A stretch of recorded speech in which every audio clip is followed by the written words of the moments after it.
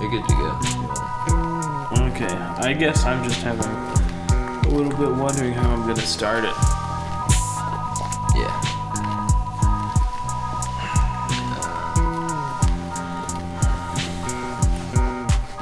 Maybe you should ask me a question. Okay. This could be pretty hokey.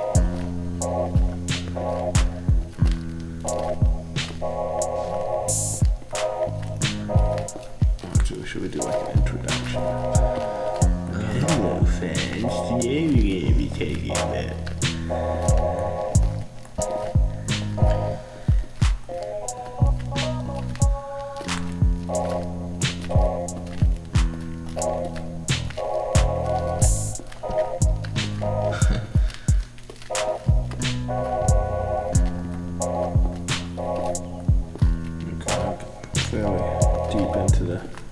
Getting deeper and deeper into the snowman. Oh yeah. Yeah. Has Pontius Pilate made his appearance yet? He's not in that book.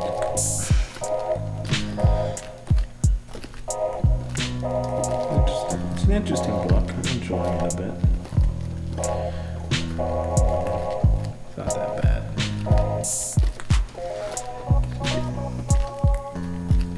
The bad guy's pretty straightforward. Total sicko. Psycho man.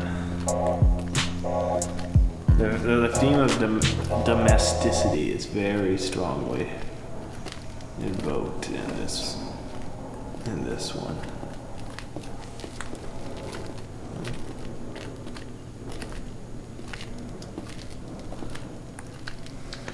There's a lot about family dynamics. Okay. We'll just talk. Sorry, I'm just trying to get stuff to work. Yeah, sorry. So we're just gonna talk and I'm gonna draw birds. So Drawing a bird. Wait, so it started 3 minutes ago? yeah. We can edit out. We can just like. Yeah, we totally can. Okay. You're like, start. And then just cut it into like. Yeah. All right. We should. Do you want to like get a? Okay, nothing against this, but like, you're right. I was just thinking, this doesn't have to be now. Maybe a camera more on what you're drawing.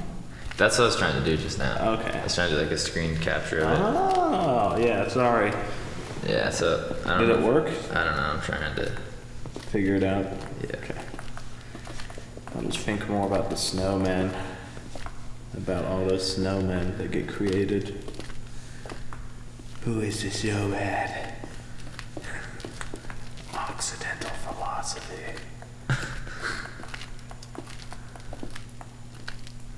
I've heard people get offended by the term Occidental pretty often. Why? Who got offended? I'm not going to disclose their name while we're on video, but I've met someone who's been offended by it, or thinks that it's offensive to refer to like the two worlds as Occidental and Oriental. Oh. Because like, isn't Oriental kind of like Yeah, it is. It's antiquated? Yeah, it is a bit antiquated. That's a good term. Like, why is that word still around? It's very antiquated. Yeah. Even though then again, it is kind of funny. Occidental is a bit of a joke. There's, Obama, you know where he got his undergraduate? Oxford? Occidental College. Okay, so it's the name of the college. Yeah. I once told a girl who was going there that name kept reminding me of oxycodone. Oxycodone? Yeah. It's like, your college, it really reminds me of oxy, and that reminds me of oxycodone. Like, why do they use that term? Why would you want to be named after an opioid? Young, naive Alex didn't know a word. I know. I knew what it meant. I don't know. I think I offended her. She kind of unfriended me after we graduated, which is fair. What a bitch. You gotta annoy her a bunch. Saying stuff like that. I mean, I bet it's a good school. Yeah, it's the one claim to fame. Obama went here. Okay. What did Obama major in? I don't remember. I'm not. I mean, he probably. I think he majored in political science or something because he went on to get a law degree from Columbia. That's cool. Yeah. You know, every U.S. president since. Actually, I don't know. I need to go back, but all recent presidents have went to an Ivy League school. Did Donald Trump? Yeah, he went to the University of Pennsylvania. Wharton School of Business. Wow. Yeah, he's an Ivy League and we're not. No, It's his daddy's pocketbook. every Supreme Court justice went to an Ivy League school. Wow, that's pretty, that's culty. It's very culty. Yeah, and I took a class, a poli-sci class, and the professor was like this expert in like American Supreme Court judiciary knowledge, and he was like, yeah, pretty much every professor, nowadays every judge who gets appointed to the Supreme Court went to the Ivy League school, and most of them had been a clerk to a Supreme Court justice, and only one Supreme Court, which is generally seen as a prerequisite to getting on the Supreme Court. Though then again, all the Supreme Court justices just choose justices from their school. So unless of course you're Clarence Thomas and you had a bad relationship with your school, so he's the only one who does it. It's like, yeah, if you go to UW, you're never going to get on. UW Law School is not good enough to become a Supreme Court justice. Even though I wonder if it's actually not good enough, or it's not. Or what? It's probably good enough. It's all what I find interesting. Culty. I like how like we're rated like, I don't know, we're in the top teens of best schools. But I still feel like at least in my department, everyone's kind of full of baloney most of the time. Yeah, I feel that. I think the one thing is it's just looking at a lot of those rankings, especially the ones UW does very well in. Like, we're a good school. Like, we're not a bad school, but especially the ones UW go into, they measure research. So essentially, like, the amount of the amount of research that gets published by UW professors is indicative of how good the school is. Yeah, but I feel like the more involved the professor is in their research, the less they're involved in like. Yeah, I know. So that's the great issue. It's kind of a Benjamin Franklin-esque school where they are more interested in like practical shit than like theoretical, I suppose. UW? Yeah, they reward the practical ability of a school rather than its like ability to teach theoretical stuff. Yeah. Yeah, I mean, because the biggest issue is like, how do you measure what a good school is? Is it like the people GPA coming in, you know? Is it what they're doing?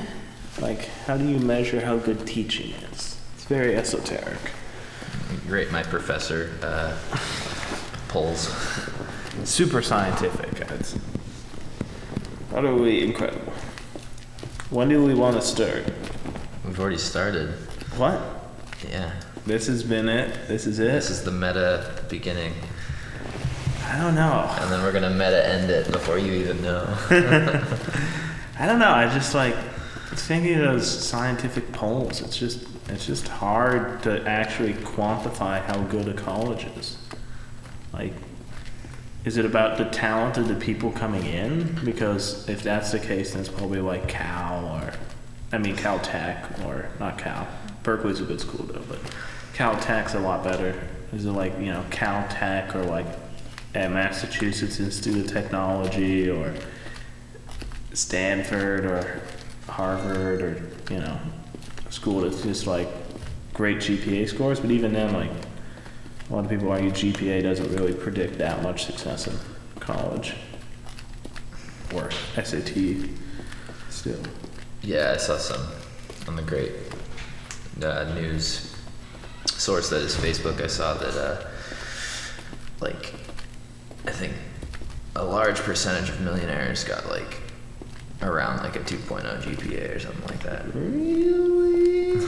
I wonder how much how much of their money came from their parents. Yeah, and I wonder how many of them are business majors. Yeah. I don't know. I mean, sometimes it's just being in the right place at the right time. You know, there's a lot. Like, do you ever see The Social Network? Yeah, I didn't like it. That's funny. I liked it. Yeah, I know.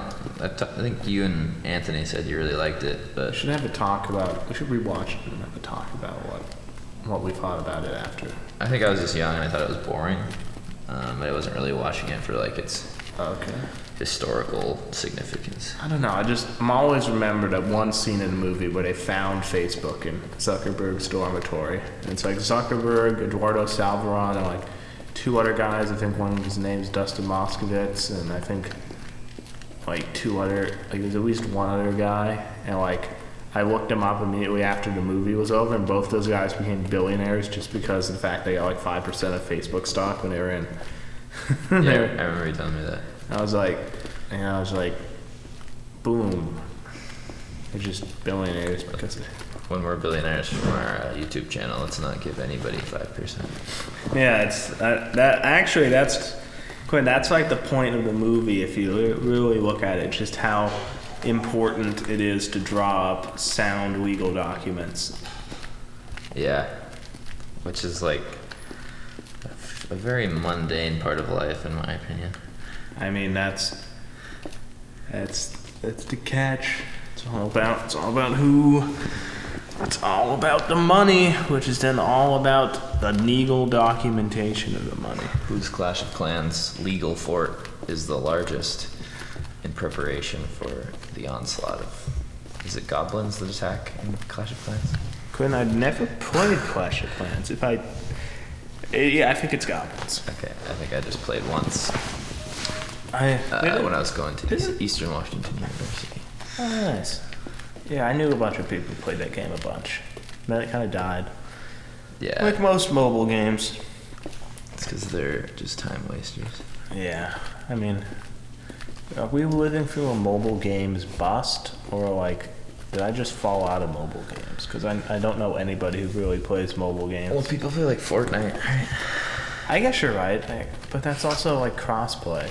So it wasn't designed as a mobile game. Do people, like, is people on the phone playing with people on the computer? Yeah, you can do that. Wow. I did that with my cousin. What a disadvantage. I know. The bandwidth is so low with 2 fingers. Yeah, it's just interesting now because it's like mobile games are still big, but I haven't played a mobile game in like 2 years. I don't even remember the last mobile game. I started playing Color Zen on your Switch the other day. Oh, that one's fun. I couldn't get out of it. I was stuck. I was like, I just want to play Smash. I can't get out of this ridiculousness. That's a fun game. It's kind of fun to play when you're just tired. You don't want to think about anything. It's kind of like Geometry Wars. Is that one like where you had to like match shapes together? No, you're like this shape, and you shoot. The stick controls which way you shoot, and you have to like destroy all the triangles and other little snake creatures that are Quinn. You can't touch them. See if Agar is still operational. Agar? Yeah. It's AGGAR. I think you're better off going on your phone. I got like 16 programs running on my computer. Nah, it'll be fine. It's a super well program. It's agar.io.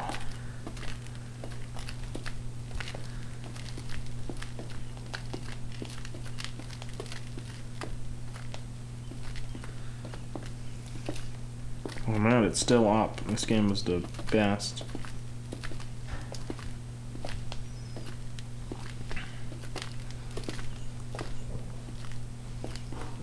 Wait.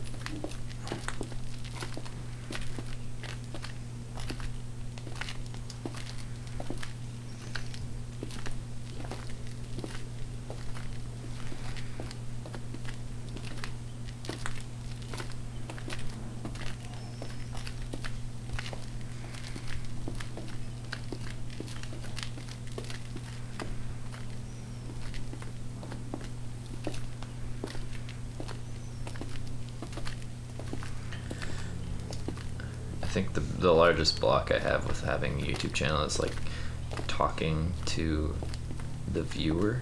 Hmm. It just feels so campy and kitschy. Do we want to like actually talk to our viewers? I don't think so. Okay. I think we should try it. All right. I just feel like a total sellout as soon as I'm like, Hey, folks! Welcome to this episode of To Make a Long Story Short. I'm Alex Handful. He's Quid Fay, and I don't want to use my real name though. but okay, it's too late. I can't deal with any sort of fame. I'm not built for it. Really? Really? I grew up listening to Rush. That's what it's all about. It's about Neil Peart's inability to deal with fame. Really? Is that what the Brush is about? There's a lot of his lyrics are about getting past the alienation and moving on with the fascination. Okay, so he's not. We're gonna have to edit that out. What? What though? Your name. Oh yeah, we could totally do that. No one needs to know. Nobody. Yeah, I'm Alex Vanderpool, and he is a mystery man.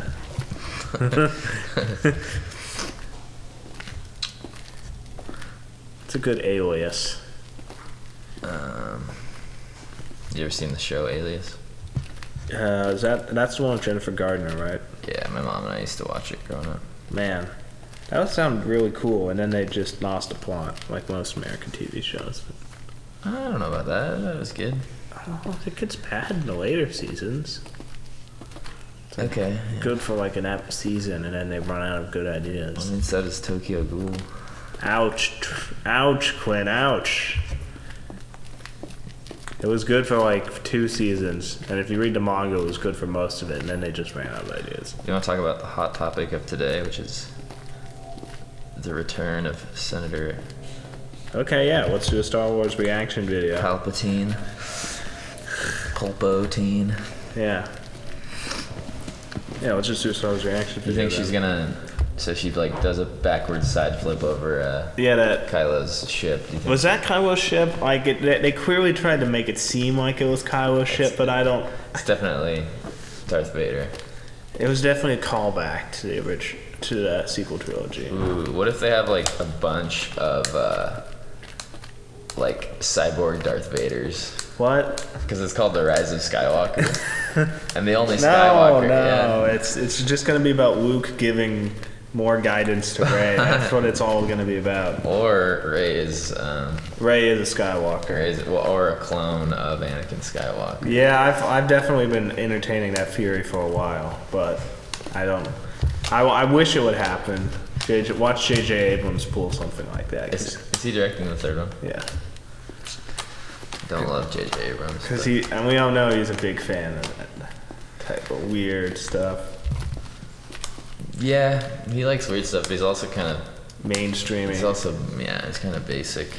Very I haven't basic. been impressed since like the first Star Trek. But That was a good one, I think. yeah, I liked. I don't know if I liked the What's it? third one. Started off on a hardcore meme. The first, was that he wasn't the director of the third one. Oh, okay. They got the guy who directed Aquaman to direct the third one. He also directed some of the Fast and Furious movies. Okay. Which is why it felt a little bit punk. Mimi. At Star Trek Beyond, wasn't it? Yeah, Star just Trek the Beyond. beginning. He was talking to like a whole like council of aliens, but then you find out that they're tiny, Yeah. and then it's just kind of you start off. That's like, the same thing it kind of did with the Snoke, though. Ironically. it wasn't funny though. It wasn't. Yeah, I was like, oh, Snoke, he's so big. Oh, wait, he's not. He's just I think projecting. I don't know. I love how Ryan Johnson subverted like every which way I thought the story was gonna go. Really, I came into that movie thinking Snoke was going to die. That inconsequentially. Yeah, I thought Kylo was going to kill him. I like how people are mad. My cousin said this to me. He's like, "Oh yeah, George Star Wars has never killed one of the main bad guys with no reason. It's like out of the blue. Count Dooku, Darth Maul." I know. Spoiler alert. I won't say it. I know someone who hasn't seen Han Solo yet. So. I just, it's one of the, I don't know, yeah, but then again, I remember people were mad when Darth Maul died too soon. Like the whole point, there was like a whole thing about how Darth Maul was like so cool looking, but they just killed him off like without giving him a lot of backstory or anything. It was just kind of like an errand boy for the Darth Maul? Yeah, Darth Sidious. Yeah. I think that had to do with marketing. Like the marketing for episode 1, they really marketed him up as like some scary big bad dude, and then it turns out like you watch the movie, he's just getting manipulated by someone else. Well, I think that's like been a good talent of Star Wars is they're good at making bad guys. Yeah. Like the bad guys are always memorable. There's not like a mean. Definitely good character design. Yeah. Yeah. Like I don't know. Even General Grievous is like super memorable from like a technological standpoint. Yeah, he's a real.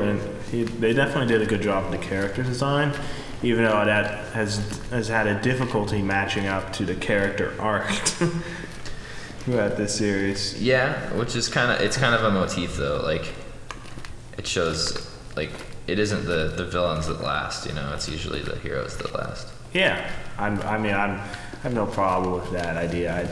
I think the one issue is just the sense that like the villains look so cool. They're almost cooler than the heroes. Well, yeah, at the same time, that's like Batman. Like, yeah, I guess Batman's really cool looking sometimes, but and he's got a cool story. But the Joker is almost like more enticing. You know? Yeah, I think that's the one issue of Star Wars and the nature of Star Wars villains is that they haven't really been that memorable, and there's a real issue within Star Wars of actually grasping villainy because of the whole, and this probably this goes back to the entire nature of the franchise, is just how good and evil is so clearly defined, almost Manichaean. That you think? Say that again. You think that that the good and evil is well defined in Star Wars? Yeah. Well, you forget. You're talking about the Grey Jedi. Well, yeah, Obi-Wan's like, well, good is a point of view. But then he's also like, the Sith are evil. Well, you're lost, Anakin. Well, I'm talking about when he's talking to Luke in. Okay. That was after he spent 20 years ruminating on his drinking Jawa juice, drinking Jawa juice in a cave.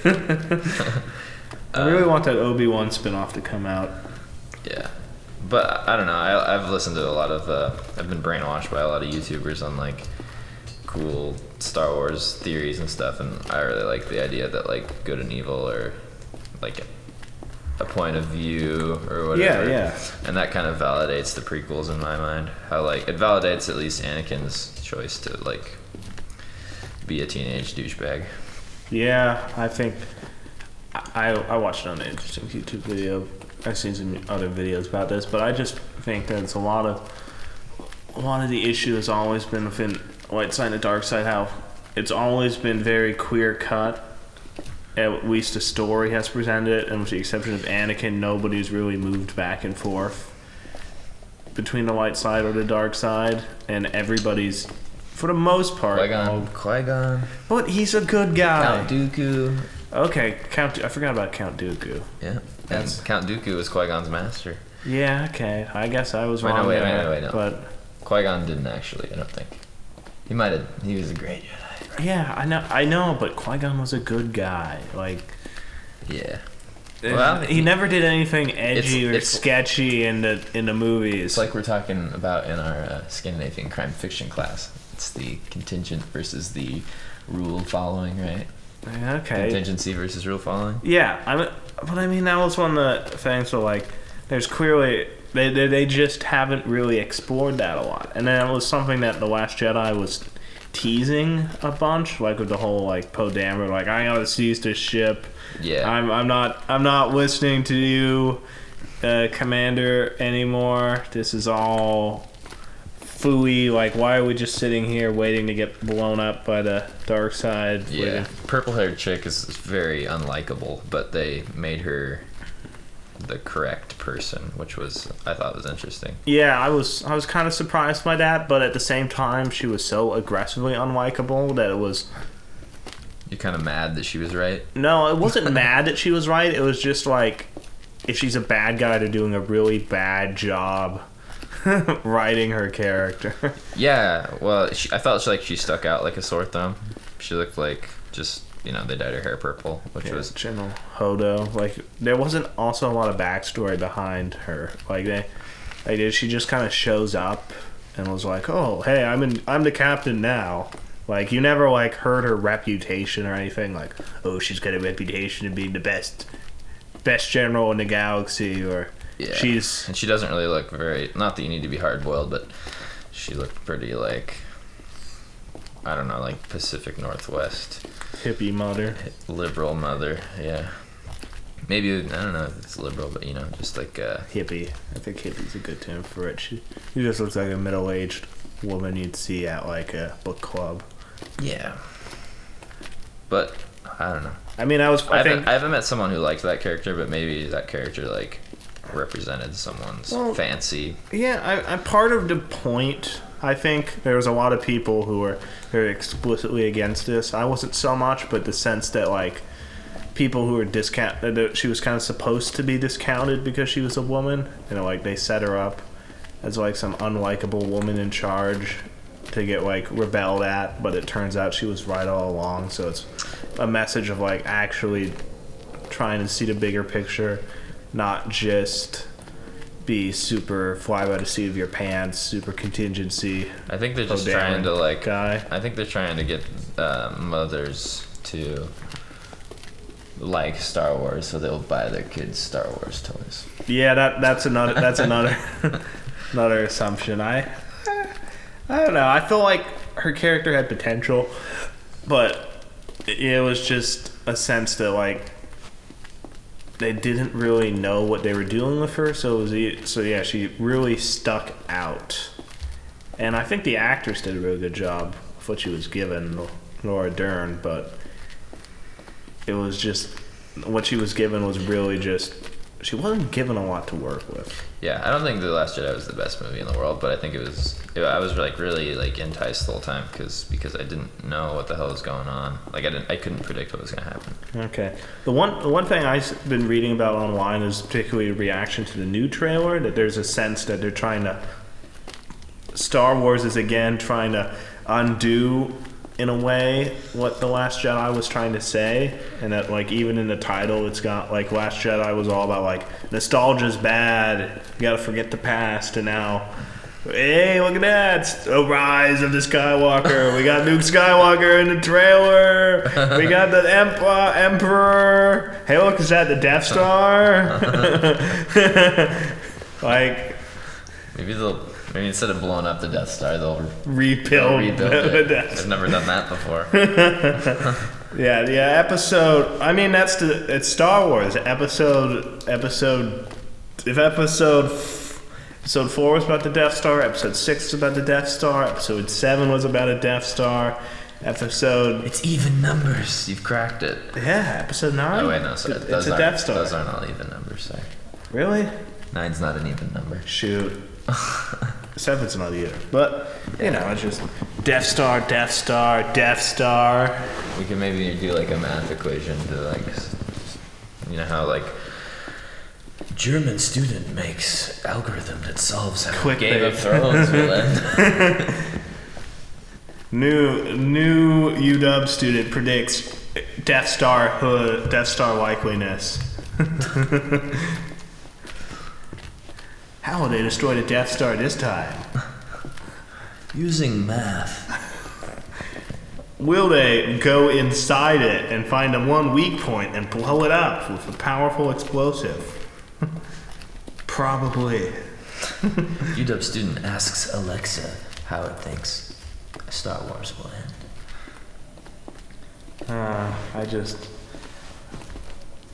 I'm just sort of wondering, because it was so ironic just how many people didn't like The Last Jedi and what it did with the franchise, and now people are seemingly mad about what Rise of the Skywalker is going to do with the direction of the franchise. It's almost schizophrenic at this point. Yeah, I think it's kind of self-detrimental to our own YouTube channel, but I hate listening to people on the internet talk about like Star Wars, because unless they're just like unless with a sense of like wonder of like what's gonna happen, I don't really like care for like criticisms and comparisons to previous works, because But I don't know. I guess I'm defensive of Star Wars because I like it so much. But I think that it's I just find themselves. I think they contradict themselves a lot in a lot of their criticisms of it, and it's like, and then a lot of it's subjective. But yeah, I don't know. I think the biggest issue with this, particularly the sequel trilogy that we're in right now, or the sequel third level trilogy. I like the term third level trilogy. Is that there just doesn't seem to be a real strong overarching vision of what's being presented. Yeah. Go ahead. Sorry. Like every story seems like is almost a reaction to the last story. Yeah. And it's just so that there's no like real bold, we're going where we've never been before. Instead it's like, it's a bunch of pussyfooting around, and like what I mean is like, I think all of the criticism from fans is being listened to too much by the directors. I think that's pretty fair. Like they're not saying anything; they're just like being a bunch of wussies, because Yeah. they're like, oh, we gotta step back on because we accidentally were too nostalgic in this one. Oh, Yeah. we were too edgy in this one. We gotta find that medium. I mean, finding a balance is important, but it's very reactionary. That's balance. what Star Wars is about, man. It's a very reactionary balance, and it's a sense of balance that's being in which the characters themselves are being shoehorned into roles based on this balance, not based on what you think the ideal hero should be. Like, that was the one thing I think that was really successful, particularly about the original Star Wars and even the prequel trilogy, was that George Lucas kind of had an idea, especially in the prequels, but about what he was going to do and what the series was about. Yeah, well, And that's why while a lot of people dislike the prequels, and there's certain things are super ham-fisted and like very explicit, like George Lucas had a vision of like the Empire and a political system that was in decay, and how a state would collapse, and like what would drive someone to the dark side. Yeah, my dad really dislikes or disbelieves the notion that George Lucas knew what he was doing before he made the prequels. Like he knew he had an idea of everything. There's been some stuff. I mean, it's one thing to say you have an idea of everything versus I'm gonna make a 2.5 hour movie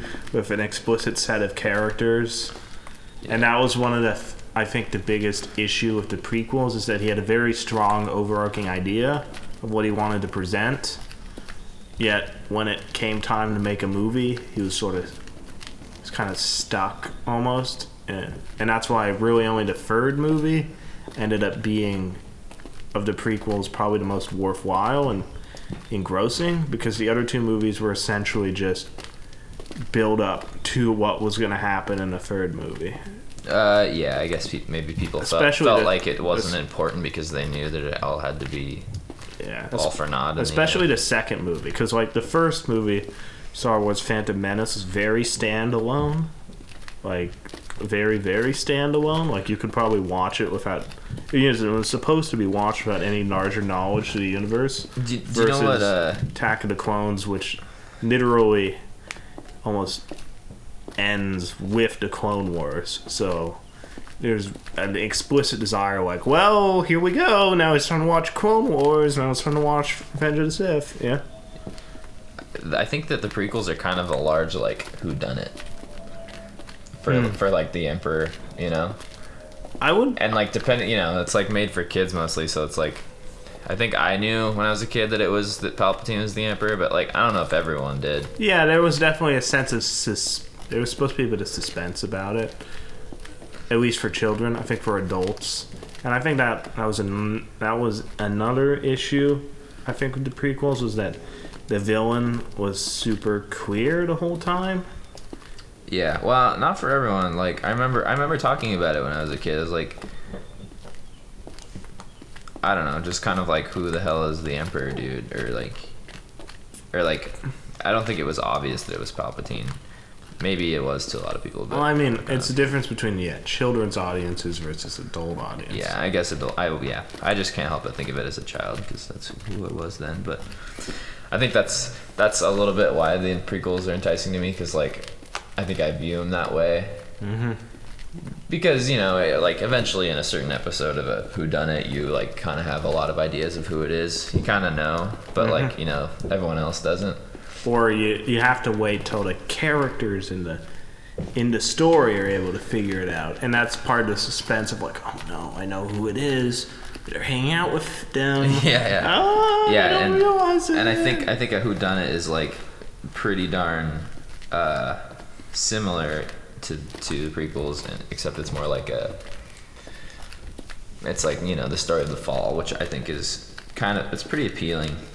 Personally, I think it's cool to know it's kind of romantic to know the end, but you still have to watch how it got there. Yeah, I mean, by and large, prequels are hard to make.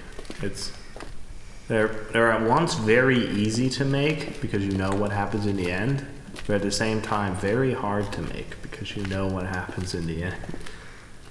Yeah. It can be really difficult to create a story that's worthwhile and entertaining for the audience to watch, especially if the audience knows what the ending is, because you kind of know how the characters are gonna end up. Yeah, and and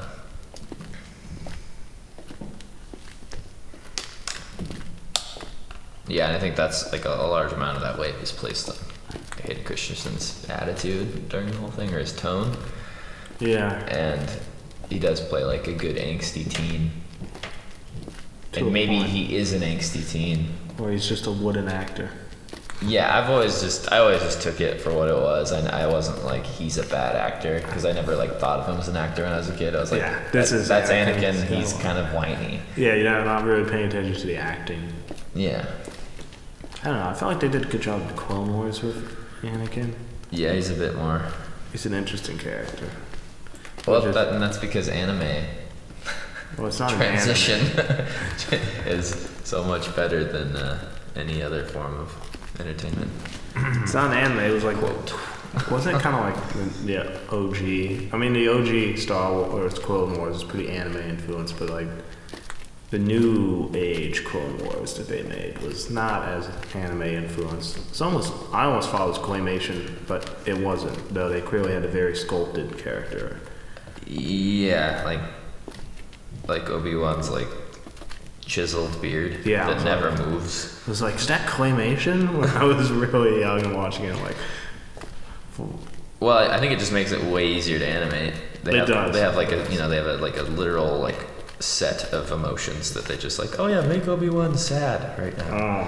Yeah, and then his beard doesn't move, but his mouth does. Hair is notoriously hard to animate, particularly within CGI. Yeah, I think it looks alright. I just never really jumped into it. I think Yoda kind of looks goofy. Yeah. Which is weird because Yoda's already anime. I mean, he's a puppet.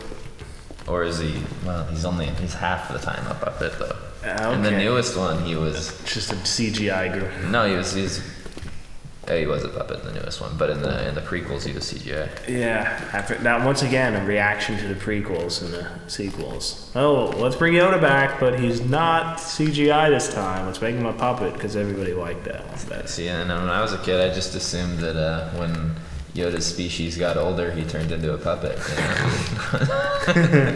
Just kidding. How's your bird coming? Well, I'm getting really metaphorical with what a bird is, you know. Right now, I'm drawing like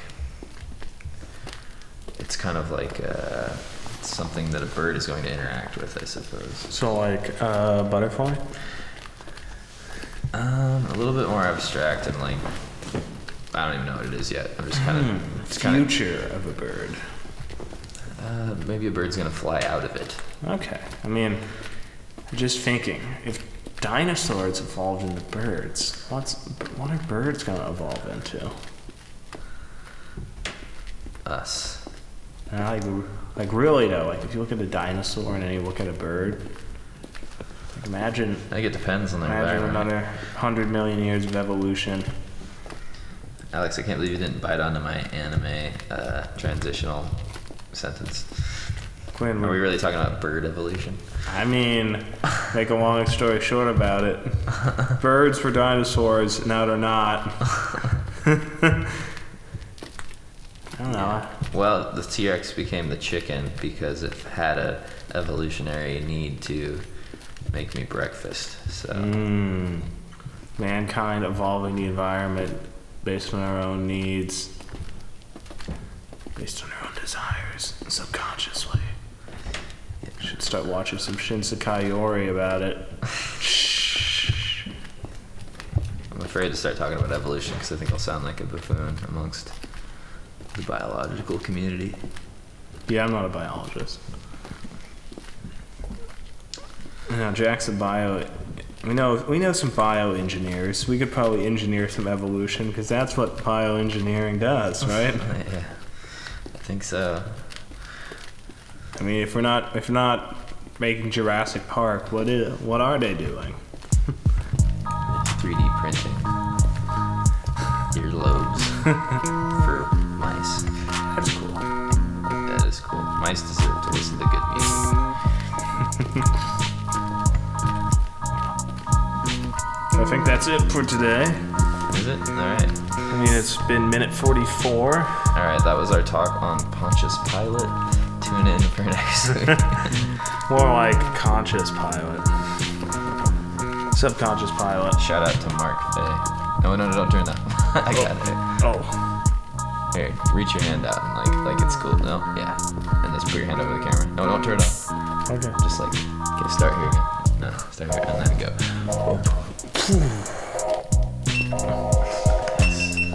I feel like that could have gone a little better. That was good. It was bad. We had a good, nice little conversation. We did. I liked it. I just Maybe we can be a little more focused. focused next time. I feel like one cool thing is, how a lot of YouTube videos are very focused on something. Yeah. Like we could start being focused on something, and we could just Tangential journey. yeah. It's kind of a podcast, yeah. Yeah, it's like a protest. Like we start on like a theme or like an idea. Villains in Star Wars, and then Yeah. move on. Or like, Yeah, totally. anime openings, and then just